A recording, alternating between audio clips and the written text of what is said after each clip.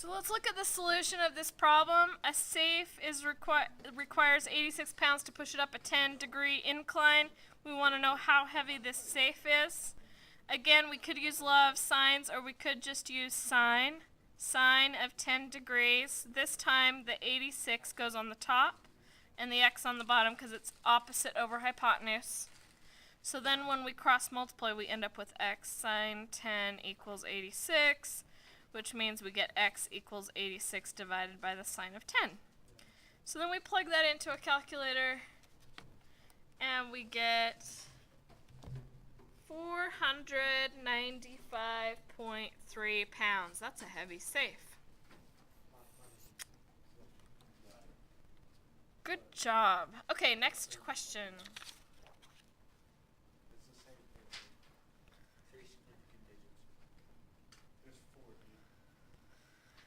Alright, a motorist exerts 150 pounds of force to keep his 3,000 pound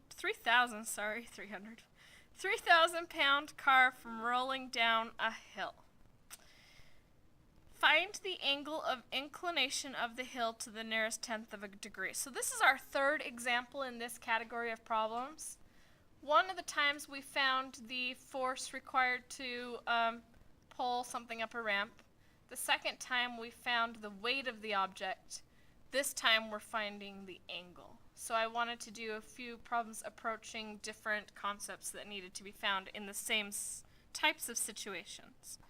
Okay, so a motorist exerts 150 pounds of force.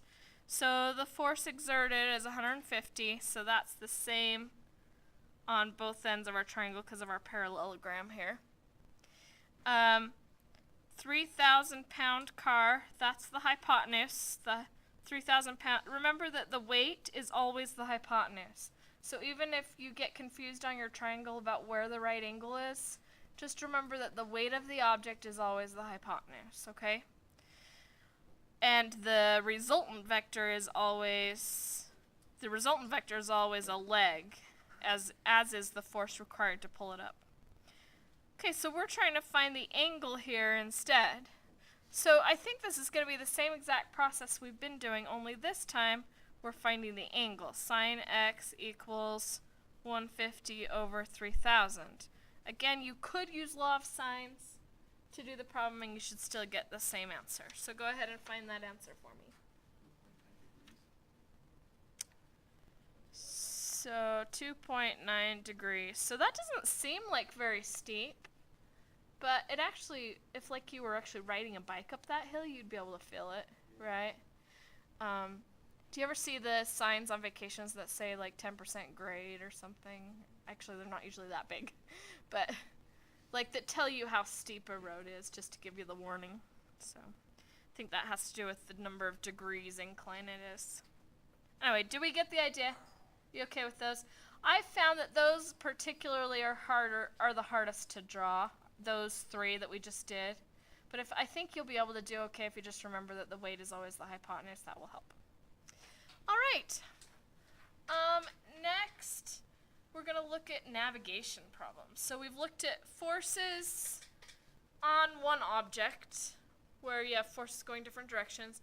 We've looked at forces on an incline, which is very similar to the ones with the like an object, but if it's just any old object, the angle could be anything, whereas on an incline, you're always dealing with a 90-degree right triangle. Navigation could be anything again, and the hard thing about navigation is you've got to understand your bearings if you have to draw the picture from scratch, which we kind of went over in one of our days, right? So we'll get another chance to practice bearings a little bit more now. I have a picture for you, but it's not labeled, so we're going to have to throw that information in there as we go. An airplane is headed due west, a bearing of 270 degrees. Your S number is not on here. Is your name even on here?